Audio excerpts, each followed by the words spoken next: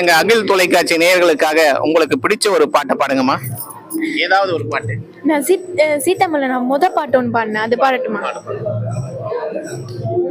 பழச மறக்கலையே பாவி மக நெஞ்சு துடிக்குது, உன்னையும் என்னையும் வச்சு ஒரு சன கொம்மை அடிக்குது.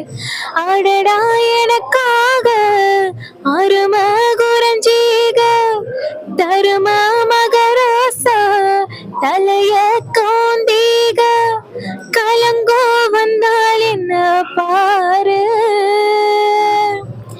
அதுக்கோ நேலானுதான் பேரு.